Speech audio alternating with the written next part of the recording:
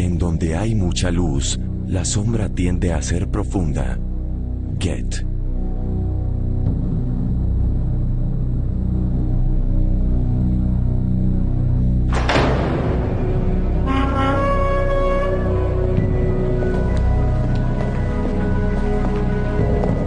Hoy, alrededor del mundo, hay más de 4 millones de personas involucradas en la masonería.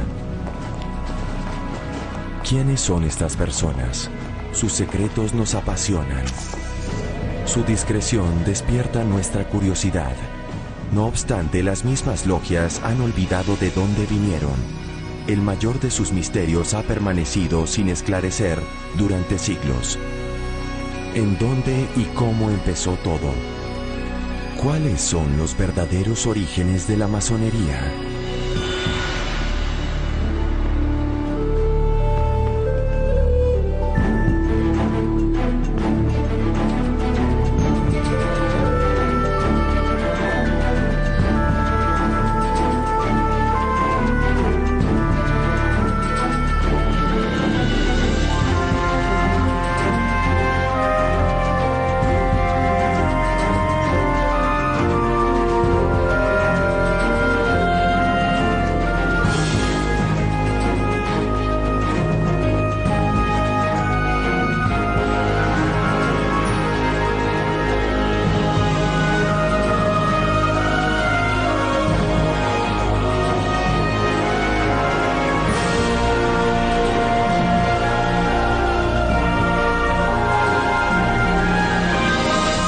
Masonería, secta de poder.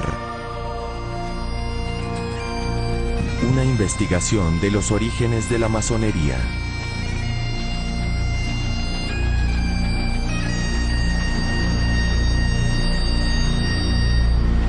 En el corazón de Londres se levanta uno de los templos masónicos más grandes del mundo. Oficialmente en esta ciudad empezó la masonería a principios del siglo XVIII. Para algunos, es una sociedad secreta envuelta en un profundo misterio. Para otros, es un grupo basado en la iniciación que promueve la fraternidad entre los seres humanos. Pero para muchos, es una red de negociantes codiciosos y de conspiradores. Los masones cultivan el misterio que a su vez levanta sospechas. Para el mundo de los masones, este círculo vicioso tendría consecuencias nefastas. Esto explica por qué, en 1738, la masonería fue excomulgada por el Papa Clemente XII. Sería el comienzo de una larga serie de condenas a los masones y sus secretos.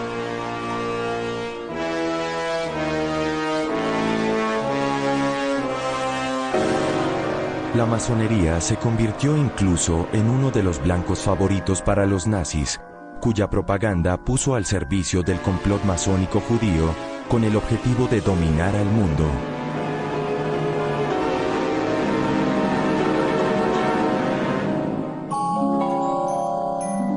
Este contexto de sospecha explica la percepción de una imagen caótica de la masonería. Caballeros templarios, rosacruces, alquimistas y otras tradiciones místicas se usan como teorías comunes de los orígenes de la masonería.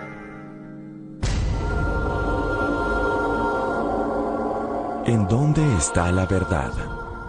Abramos algunas puertas. Muchas personas creen que los masones son los descendientes de los caballeros templarios. Creada en el siglo XII, la Orden de los Templarios acompañó a los cruzados a Jerusalén. Sin embargo, después de la pérdida de la Tierra Santa, el Papa y el Rey de Francia acusan a los caballeros templarios de toda suerte de crímenes. Finalmente, el Rey Felipe el Hermoso ordena su arresto y su ejecución en la hoguera.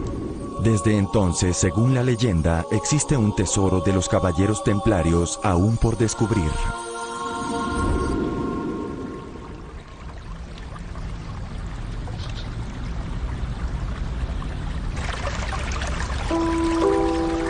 Cinco siglos después, en Francia, un masón escribió un discurso, cuya fama perdura, que expuso por primera vez la teoría de los caballeros templarios. ¿Es este el hombre que está en el origen de esta leyenda? Este es el hombre a quien llaman Caballero Ramsay, Andrew Ramsay, orador de la Gran Logia de Francia. Por ser orador, se esperaba que preparara conferencias para ser dictadas a los masones. El caballero Ramsay es escocés, huyó de las guerras religiosas en su país y se exilió en Francia. El miedo hace que el pueblo se disperse. Esta es nuestra historia. En 1736, en una logia en París, pronunció su discurso en el cual afirmó que los masones son los descendientes de los caballeros templarios. Hicieron votos de restablecer los templos de los cristianos en Tierra Santa. Juraron emplear su ciencia y sus bienes para devolver la arquitectura a su primitiva constitución. Y explica que durante las cruzadas, estos caballeros tenían dos misiones: construir los fuertes en los cuales podían refugiarse y luchar contra los infieles. En una mano tenían una espada y en la otra una herramienta. Y por primera vez, Ramsay le atribuye a la masonería un origen caballeresco. Desde entonces, nuestras logias llevaron el nombre de las logias de San Juan en todos los países. El discurso de Ramsay perdurará en los siglos y se grabará en la mente del público durante años. No obstante, la historia que narra existe solo en su propia imaginación. Nunca ha habido prueba establecida de afiliación con los caballeros templarios.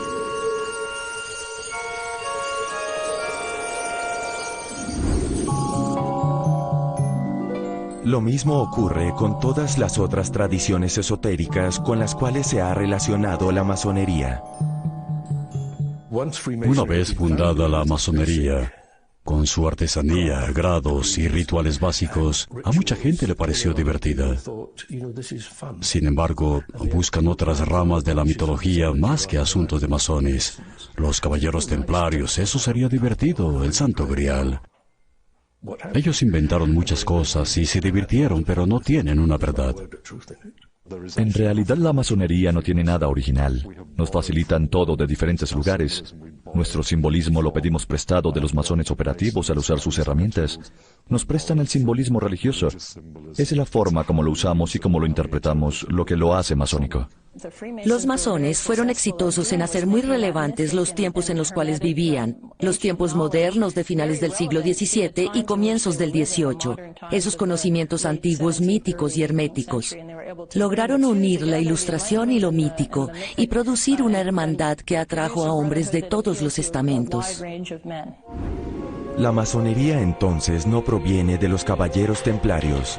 La pregunta, por lo tanto, subsiste. ¿De dónde viene? ¿Se origina, como muchos suponen, del patrimonio de quienes construyeron las catedrales? Hay un detalle insistente que defiende esta teoría.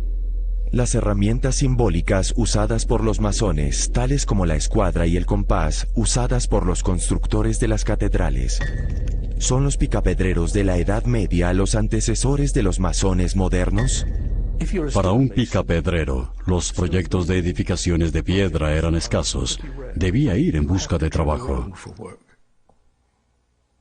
Cuando la edificación de una iglesia terminaba, ellos debían desplazarse hacia otros lugares a buscar trabajo.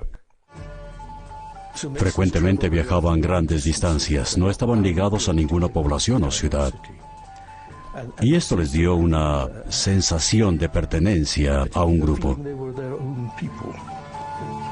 Estos picapedreros forman una sólida corporación. Durante mucho tiempo han tenido sus tradiciones y sus propios rituales. El área de construcción de una catedral era inmensa y el trabajo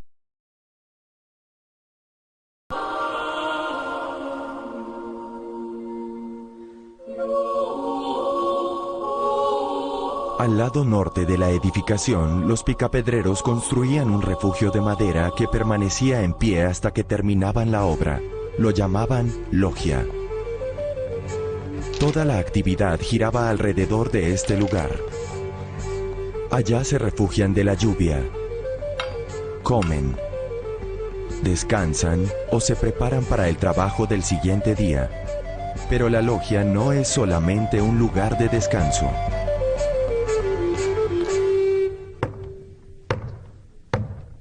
Cuando cae la noche, los masones dejan de lado sus herramientas y practican sus rituales, tal como la bienvenida a un joven aprendiz. Estos rituales se organizan alrededor de lecturas de narraciones históricas legendarias. Estos manuscritos que se leen en la logia se conocen como los antiguos cargos. En el nombre del Padre. Amén. Amén. El capítulo 12 del Génesis narra cómo llegó Abraham a la tierra de Canaán. Nuestro Señor se le apareció y le dijo: yo daré esta tierra a tu descendencia. Entonces hubo hambre en aquella región. Contienen la historia y los mitos de los masones, retrocediendo hasta la creación, resaltando su importancia, su descendencia de personas de noble cuna. Son los maestros de la geometría y por lo tanto científicos. Son tanto ideólogos como trabajadores. Y mientras duró la escasez, permaneció allí. Y Abraham, como dice la crónica, era un hombre sabio, un gran doctor. Conocía todas las 7 ciencias y enseñó a los egipcios la geometría. Este digno sabio Euclides fue su alumno y aprendió de él. Ellos le dieron por primera vez el nombre de geometría. Los antiguos cargos de los picapedreros de la Edad Media eran típicamente ingleses. Algunos de estos textos sobrevivieron a lo largo de los siglos. Uno de ellos se conserva en la biblioteca de la Gran Logia Unida de Inglaterra. Este es el manuscrito de la Gran Logia número 1, que es el tercero más antiguo de los manuscritos de los antiguos cargos. Es un rollo de 1 metro con 83 centímetros de largo aproximadamente, con la plegaria a Dios y el comienzo de la historia del arte de los picapedreros. Data de 1588.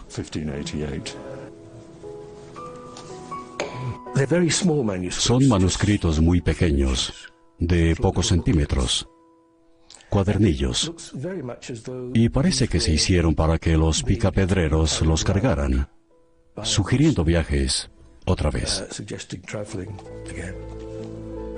Estos picapedreros de la Edad Media no eran solo trabajadores. Tenían una corporación culta con sus rituales, leyendas y una espiritualidad altamente desarrollada. Esta es la geometría. Sobrevivieron estas logias de la Edad Media hasta el 24 de junio de 1717 y formaron en Londres, según dice la tradición masónica, la primera gran logia de los masones. Es una teoría atractiva, pero debe rechazarse. No había logias operativas trabajando en Inglaterra. El sistema de logias murió aproximadamente con las enormes construcciones en piedra. En la época Tudor se inició el cambio hacia las construcciones en ladrillo. Todo esto llevó a que personas sin conexión alguna con el arte de los picapedreros se convirtieran de pronto en masones. El misterio se profundiza. Las logias de los picapedreros habían desaparecido en Inglaterra. ¿Cómo entonces entró en existencia la primera gran logia? Para develar el misterio, regresemos al lugar y el tiempo del nacimiento oficial de la masonería. En Londres, el 24 de junio de 1717.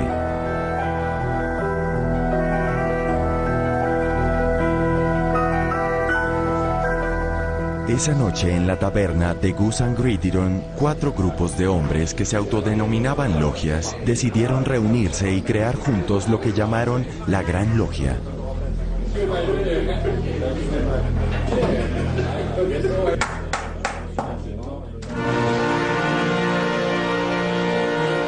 Queridos hermanos, votemos. Procedieron a elegir al primer gran maestre de esta gran logia, Anthony Sayer. Felicitaciones. Este evento fue descrito algunos años después por un hombre que se hizo famoso, el pastor James Anderson. En consecuencia, al día de San Juan Bautista, en el tercer año del rey Jorge I, año 1717 después de Cristo, se llevaron a cabo la asamblea y el banquete de los masones libres y aceptados en la anteriormente mencionada taberna.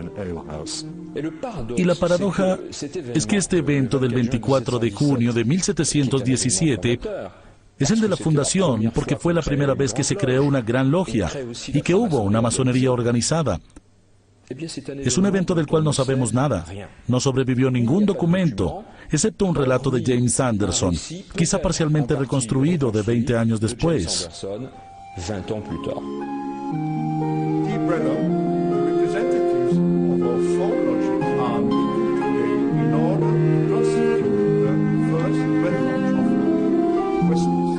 Esto es problemático. No hay prueba de que esta reunión se llevara a cabo ni registro histórico del momento de fundación de la masonería moderna.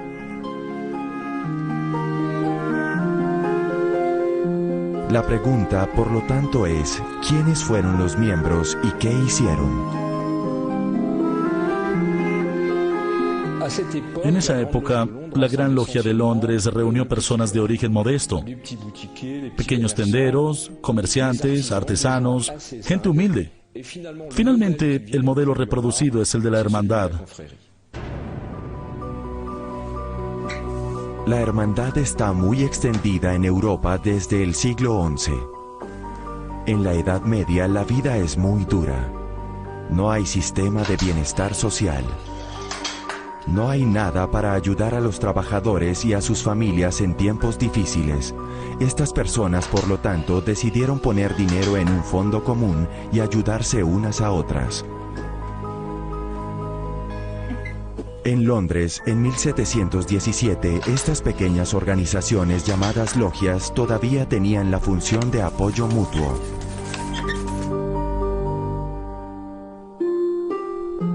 A comienzos del siglo XVIII, la idea de apoyo mutuo ya no es suficiente para congregar a las personas. Surge una nueva sociedad de comercio y tiempo libre. Los hombres tienen otros ideales y pronto se crearán clubes de muchas clases. Es una época en la cual hay multiplicación de sociedades, de asociaciones. Y para mí, este aspecto de homosociabilidad, de socializar con otras personas, es muy importante. Hay lugares en los cuales los hombres de diferentes corrientes religiosas y políticas pueden reunirse y tener amistad. Esto es todo muy masónico. Es una de las causas de la masonería, pero existía en un ámbito más amplio. Lo que tenía la masonería que las otras sociedades no tenían era un propósito serio. Los hombres se convertirían en mejores seres humanos, aprenderían a ser ciudadanos de sus países. Otro club ofrece un destacado ejemplo de esta nueva intención. Desde 1660, el objetivo de la Real Sociedad es reunir diferentes tipos de hombres alrededor del estudio de la ciencia. Tuvo considerable éxito y gracias a esta sociedad, la revolución científica llegó a Europa con los trabajos de Isaac Newton. De pronto llegó la confirmación de que el mundo obedece reglas que la mente humana puede formular. Ahora sabemos que muchos de los miembros de esta Real Sociedad estaban interesados en el club masónico que empezaba a surgir. Es importante saber que las nuevas ciencias no son enteramente científicas. Todavía están interesadas en la alquimia o en la hermética o en muchos otros temas que hoy día no consideramos científicos. Pero los miembros de la Real Sociedad los combinaban. La masonería era un vehículo lógico para hacerlo. Muy rápido, una verdadera moda masónica invade a Londres. Es un éxito arrollador que involucra a todas las clases sociales. El número de logias se multiplica. En 1723, solamente en Londres hay más de 30 logias. Y en pocos años explota. Nobles, burgueses, comerciantes, todos en Londres dicen, esta es la última locura. Y no es cualquier grupo. Lo más destacado son las órdenes masónicas, las logias. Se le insistía a la gente en que no debían escribir los rituales. Estos no debían imprimirse. Estaba prohibido publicar estos primeros rituales. No obstante, algunos relatos sobrevivieron. Los miembros de la logia se sentaban alrededor de una mesa sostenida sobre caballetes. En un retablo se dibujaba lo que se conocía como la logia. Había 2 columnas y se agregaban otros símbolos o herramientas. Solo entonces iniciaban la reunión de la logia. Después se borraban los dibujos y se servía la cena sobre la mesa. Las imágenes asociadas con los rituales de la masonería son muy poderosas y atractivas, y reúnen otros elementos importantes como la música, como los trajes, que las hacen muy interesantes. Los primeros masones de origen modesto se reemplazarán rápidamente. La moda atraerá personas con un perfil muy diferente. Los nobles y los caballeros harán su aparición. Su ingreso sellará definitivamente el destino de la institución.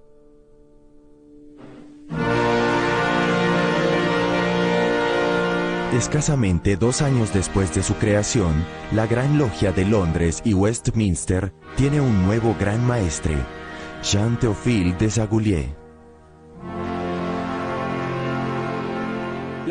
La llegada de Desaguliers es un evento trascendental que quizá no se percibió como tal en ese momento, pero no obstante es una verdadera revolución, porque Desaguliers no era un don nadie.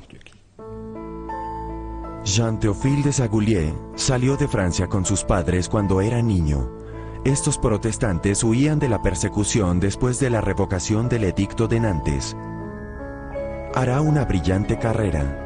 Después de estudiar en Oxford, se convertirá en ministro de la Iglesia de Inglaterra, miembro de la Real Sociedad y seguidor de Newton. Toda su vida será un apasionado científico y una de las fuerzas impulsoras de la revolución newtoniana.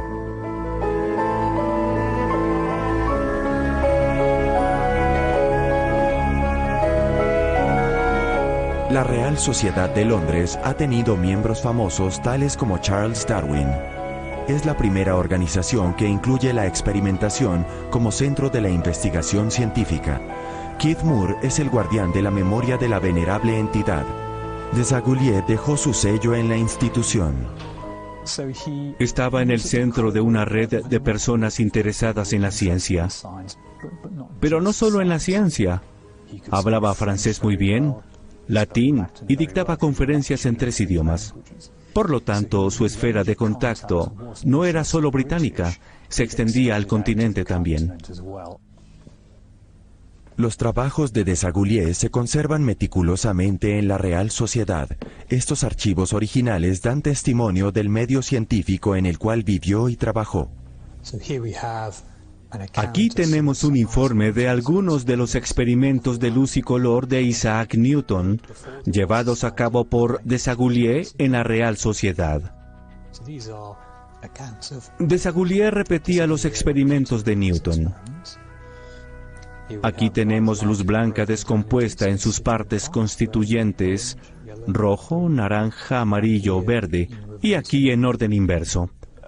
Muchos de los principales científicos de esa época eran grandes coleccionistas. Eso costaba mucho dinero.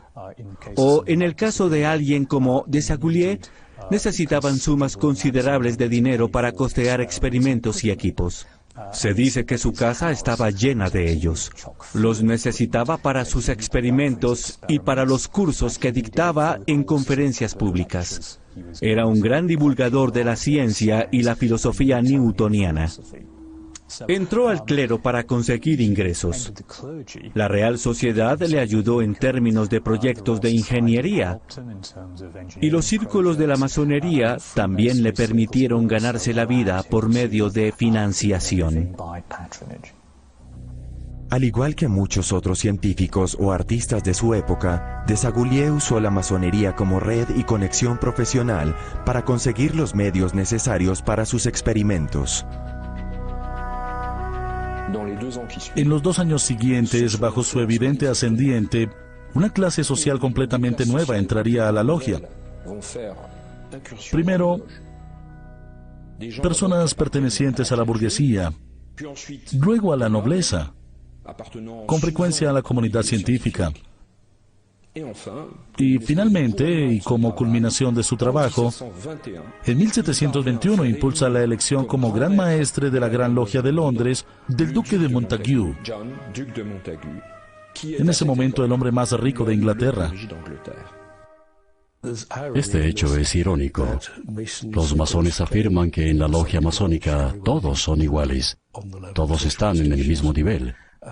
Las distinciones sociales se ignoran. Sin embargo, quieren ser respetables teniendo miembros de la nobleza entre ellos, líderes de jerarquía social. Desaguliers logró esta transformación no solo cambiando a las personas, sino también reorganizando la estructura. En 1721 le encargó a un desconocido pastor escocés, James Anderson, la redacción de Las Constituciones, cuyo propósito era organizar a los masones y su forma de vida. Este pastor vive modestamente. A partir de 1720 enfrenta una serie de contratiempos financieros. Está fuertemente endeudado y su situación es precaria. Para sobrevivir, produce árboles genealógicos por pedido. En estas genealogías, completamente inventadas, crea para sus clientes un linaje famoso y prestigioso. Le pedirán que haga lo mismo para el nuevo club, la Gran Logia. Anderson proporcionará no solamente las reglas, sino también una historia para la nueva institución. Sin embargo, no son las ideas de Anderson las que se expresan, sino las de los dirigentes de la nueva Gran Logia, en particular las de Jean-Théophile Desaguliers.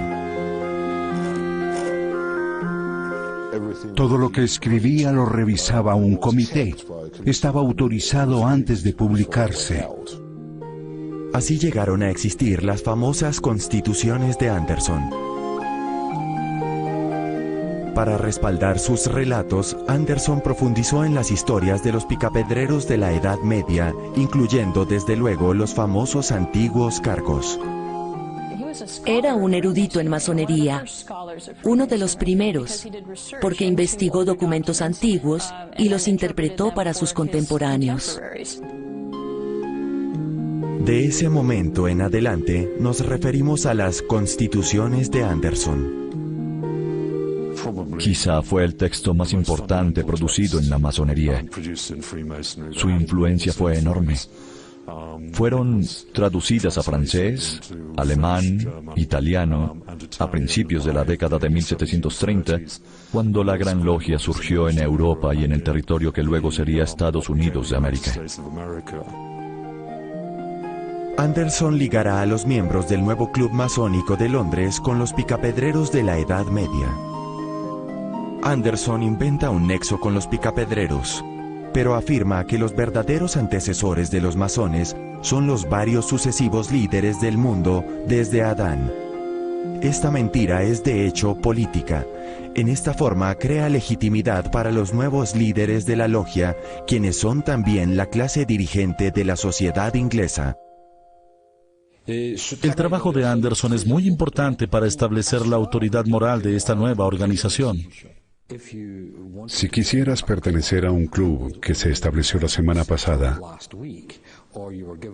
pero te dan la oportunidad de pertenecer a un club establecido hace 1000 años, ¿cuál elegirías?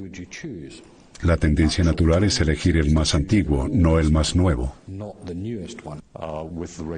Con las reglamentaciones del libro de las Constituciones, surge un patrón con Londres como centro y una expansión desde esta ciudad, importando otras logias, estableciéndolas deliberadamente, bajo una estructura centralizada con una cierta cantidad de control. El éxito es tal que las nuevas logias consideran que las tabernas son demasiado pequeñas para su actividad. En poco tiempo construyen sus propios salones de reunión llamados templos. El más antiguo de estos templos lo construyó en 1736 la logia Canongate Kilwinning en Edimburgo. Esta edificación, que está conservada, atestigua el ambiente de estas primeras reuniones y, lo más importante, el éxito arrollador de la masonería.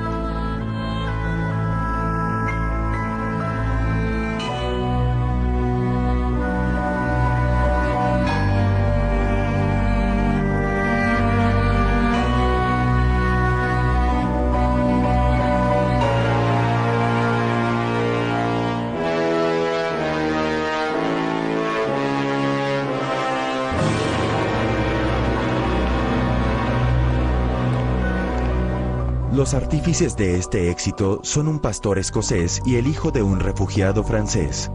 Anderson y Desaguliers son ambos extranjeros en este Londres del siglo XVIII. En las calles te tratan como un forastero, un clérigo no conformista, una persona marginal. Una logia masónica proporciona un espacio en el cual te aceptan incondicionalmente como hermano. Cuando Desaguliers pasó por una persecución religiosa, pudo sentirse atraído por esta idea masónica de tolerancia, respeto y fraternidad.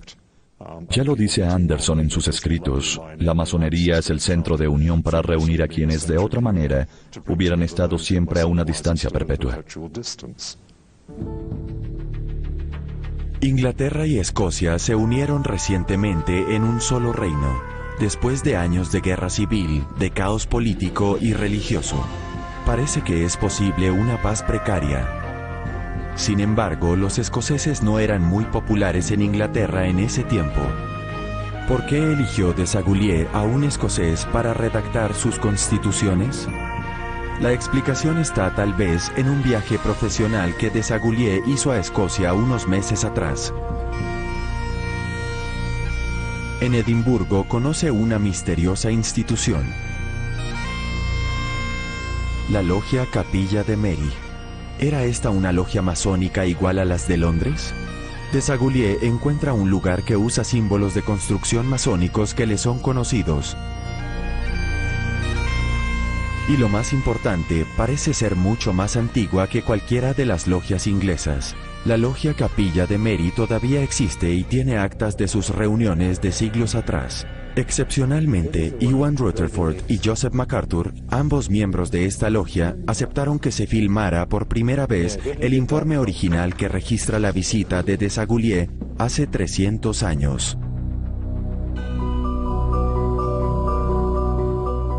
En este día, el Dr. Jean-Théophile Desaguliers, miembro de la Real Sociedad y capellán de Su Excelencia James, Duque de Chandois, antiguo maestre general de las logias masónicas en Inglaterra, estando en la ciudad y deseando tener una conferencia con el diácono guardián y los maestres masones de Edimburgo, solicitó una entrevista que se le concedió. Encontrándolo calificado en todos los aspectos de la masonería, lo recibieron como hermano en su sociedad. Para mí, es evidente que el Dr. Desaguliers, habiendo trabajado en la ciudad de Edimburgo, estaba enterado de la logia y su operación, porque quería entrevistarse con el diácono guardián y los maestres masones de Edimburgo. Quería conocer la logia. Había sido gran maestro de Inglaterra, según decía, pero querían estar seguros. Estoy seguro que para él era un honor visitar la logia de Edimburgo. Él era consciente de su larga existencia y apreciaba la antigüedad de la logia. Decidió que un escocés masón, que presumiblemente había conocido a Anderson en Londres anteriormente, era la mejor elección para redactar las constituciones, porque realmente conocía a fondo todo el tema masónico.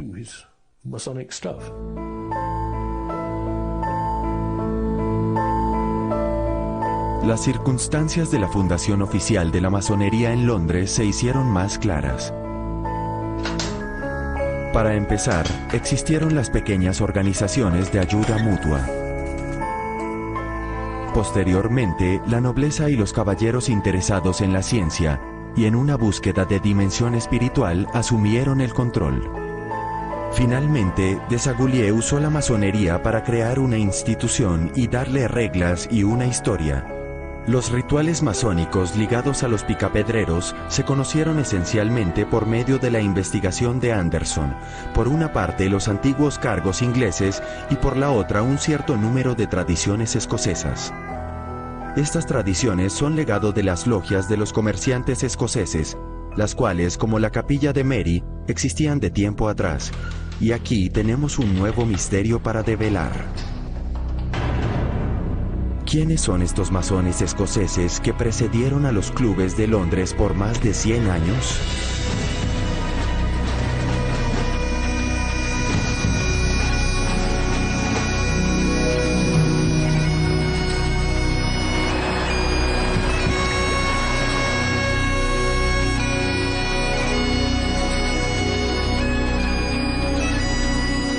Para poder entender la clave escocesa de los verdaderos orígenes de la masonería, debemos acudir a David Stevenson. Desde hace 25 años estudia los archivos de las logias escocesas, cautivado por el espíritu de estos picapedreros. Miren sus logros. Observen el paisaje medieval. Hay casas domésticas de 2 pisos, imponentes abadías y catedrales. Logros increíbles.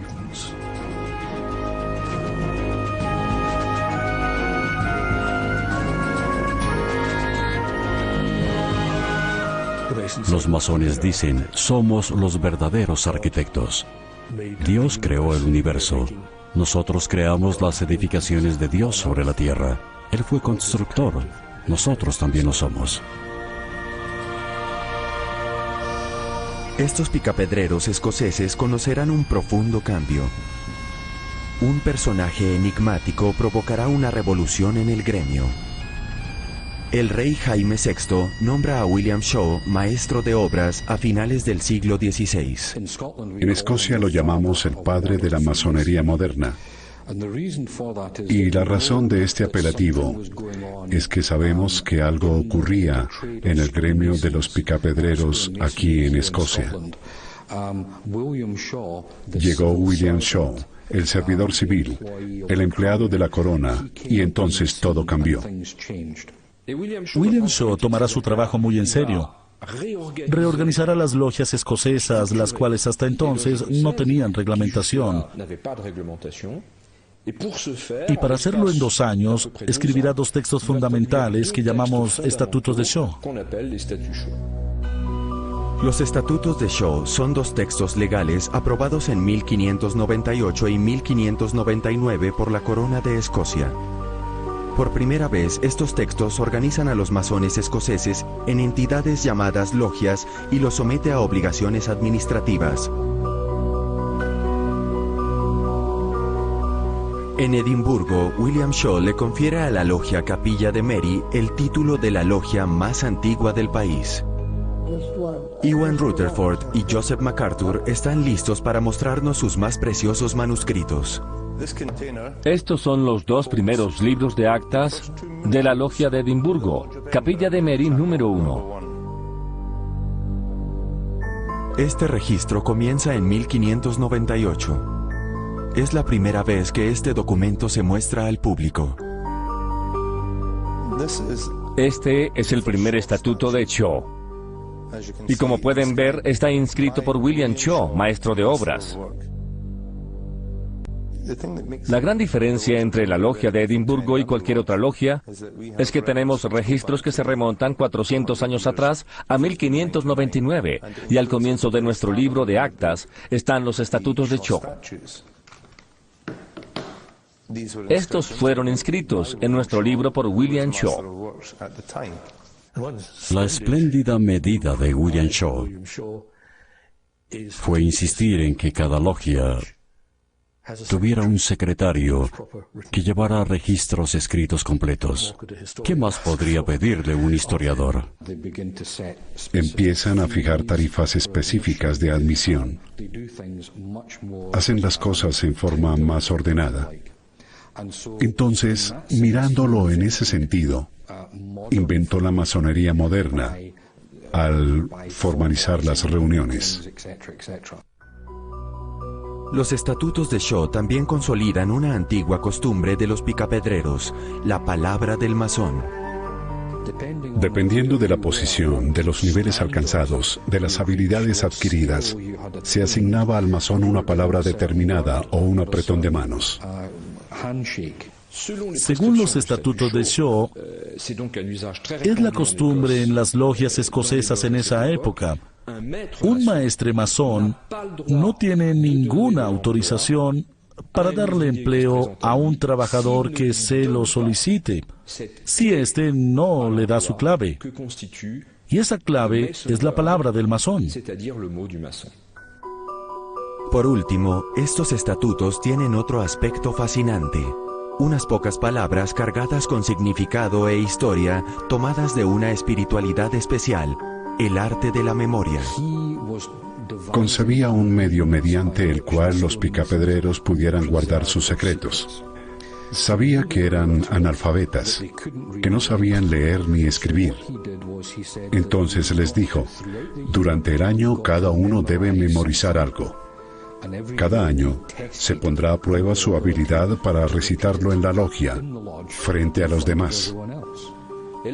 Desde luego, es sorprendente encontrar no solo una alusión, sino una referencia muy evidente al arte de la memoria en un texto cuyo objetivo se supone que es reglamentar el trabajo en las logias masónicas operativas, porque es evidente que con el arte de la memoria aparece de pronto una tradición intelectual muy antigua.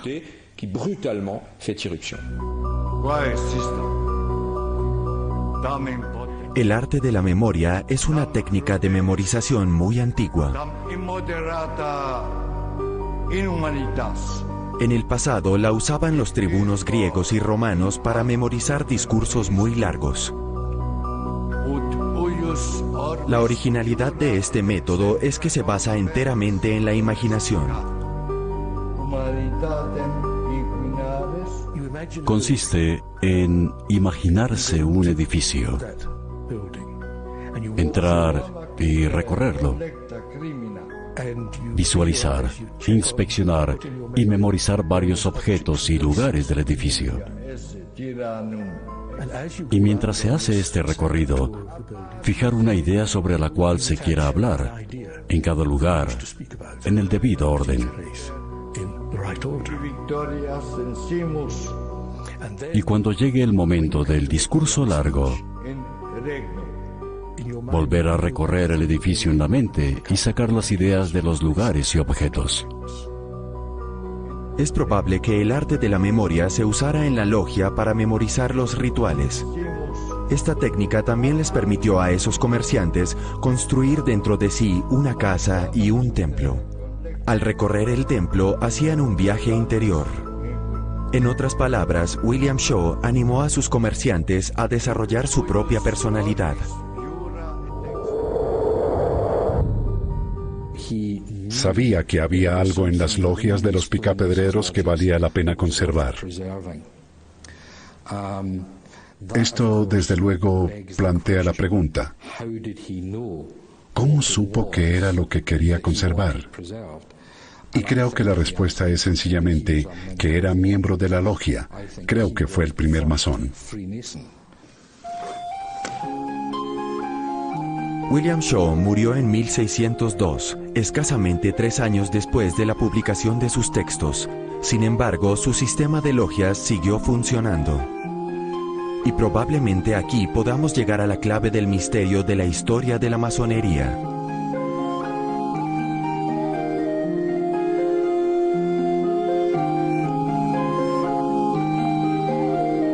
Aparecerá un nuevo fenómeno.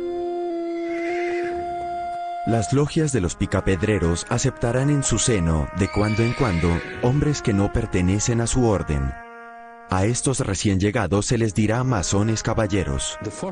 Los primeros en entrar a estas logias fueron aristócratas que trabajaban con el gobierno y eran responsables de construir palacios y castillos reales y edificaciones similares.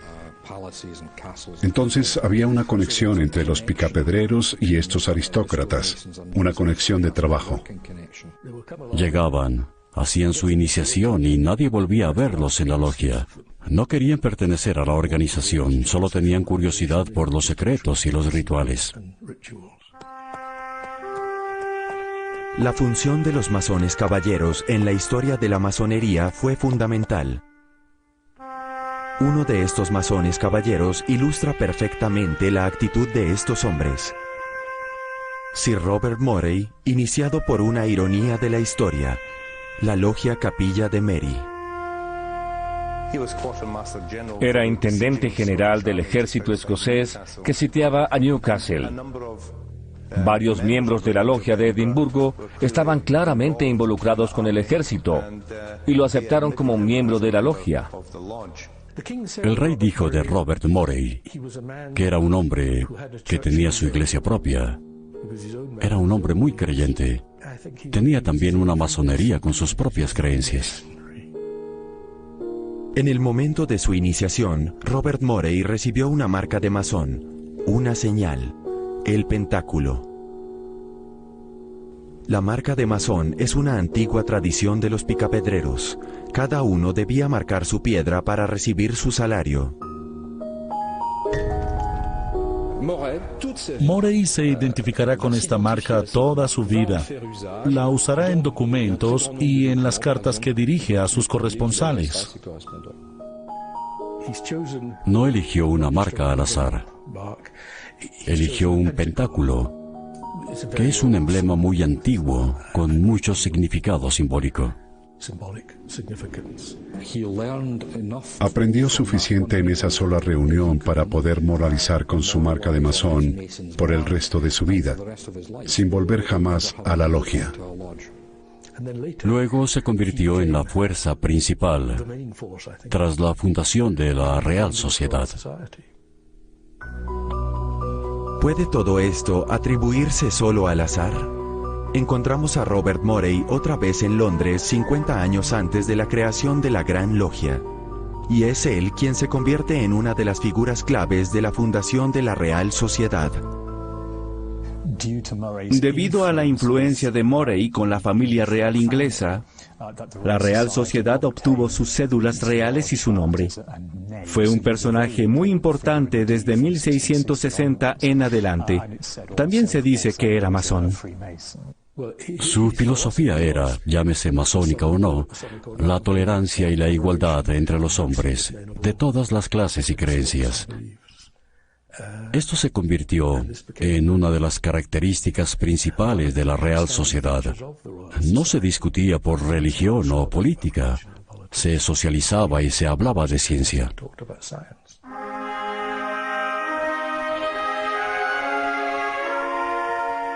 Había otros Robert Morey, otros masones caballeros que las logias escocesas habían iniciado. Serían los vectores de una nueva relación de fraternidad, pues algunos de ellos introducirán en la Real Sociedad esta actitud que más adelante caracterizará las primeras órdenes masónicas de Londres. Para mí es un periodo fascinante porque es la gran pregunta que nadie ha contestado aún satisfactoriamente. ¿Por qué lo hicieron? ¿Qué hacían?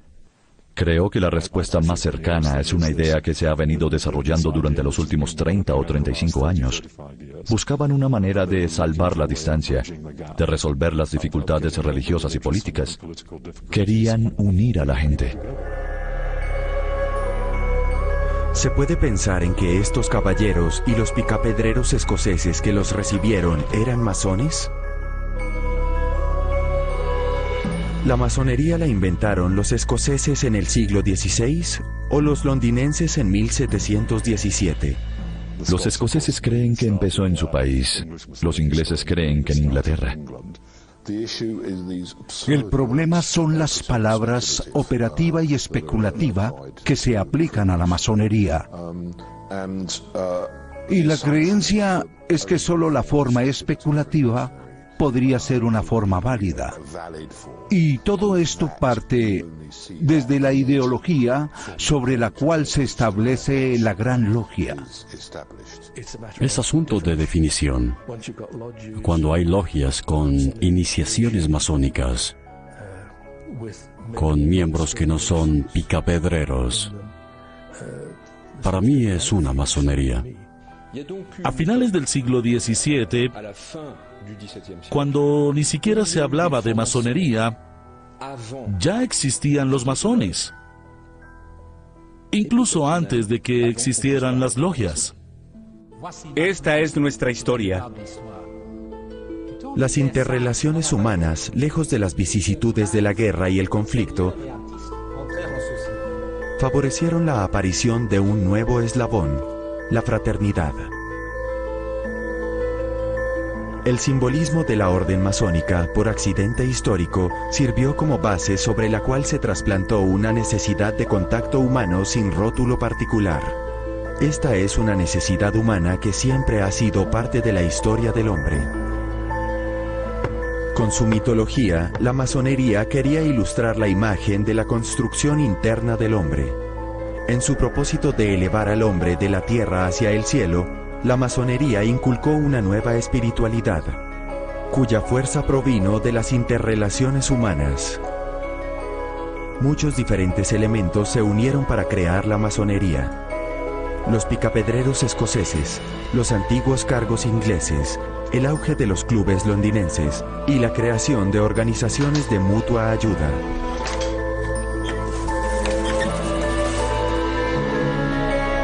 Una élite obsesionada tanto con las interrelaciones humanas como con el progreso científico. Todos estos factores se unieron y se fusionaron para crear una de las partes más fascinantes de la historia humana. Una historia rica, cuya investigación apenas comienza. Una historia que seguirá escribiéndose.